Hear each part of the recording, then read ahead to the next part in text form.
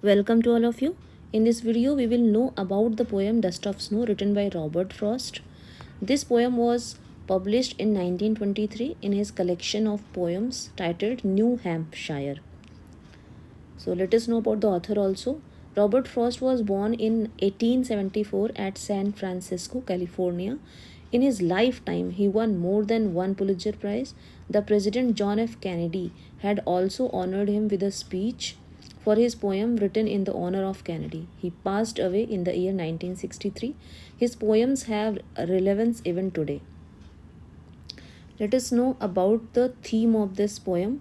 So, the main theme of this Dust of Snow is communication between nature and humans, nature healing and helping with negative human emotions. Now, what is the central idea? So, the central idea of this poem is this poem expresses the significance of small things, how it changes one's attitude. The poem tells us that little things in life can make huge changes in our future. It also shows that if we take the hard times of life it is stride, eventually something will happen to change our situation into happier times. Let us try to understand the poem.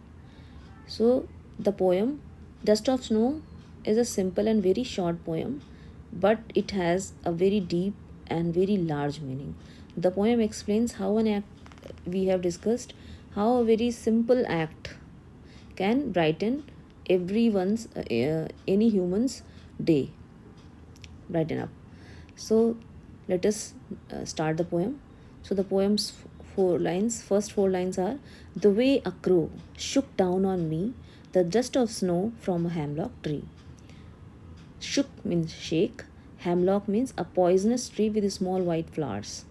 The poem is set in a scene where the poet is in a bad mood and is walking by a tree, a hemlock tree. Hemlock tree is a poisonous tree. As he passes by, a crow happens to throw some snow dust on him. Whether it falls on his head or shoulders is unknown, as there is no specific mention in the poem is there. Also, the readers are left in doubt about the bird's specific action, whether the crow was landing, shivering with cold, readjusting itself on the branch, or taking off. It happened to send some particles of snow upon the author. Here, two agents of nature, the hemlock tree and the crow, are signifiers of sadness and gloom, just like the poet's mood was in the opening scene. Now, next four lines, last: has given my heart a change of mood and saved some part of a day I had rued. Rued means held in regret. So, for reasons unknown, the author was having a terrible day, but the falling of snow on his head lifted his mood instantly. He had already spent his day in a bad mood, but the rest of it was saved by the crow and the hemlock tree. Generally, hemlock tree and crow are used for negative references, but the poet used them beautifully to portray that inauspicious things, even inauspicious things, can bring joy and happiness too. One must not take things for granted and should be open and accept whichever the way the nature chooses to bless us.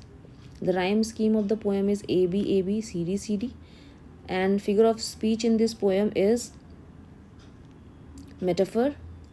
Where is metaphor? The dust of snow falling from the hemlock tree is metaphorical, representing small transformative movement that changes the speaker's mood. Then second is personification. The crow is personified with when it is described as shaking down the dust of snow. Then symbolism. Crow and hemlock both are used as a symbols because they represent sorrow. Then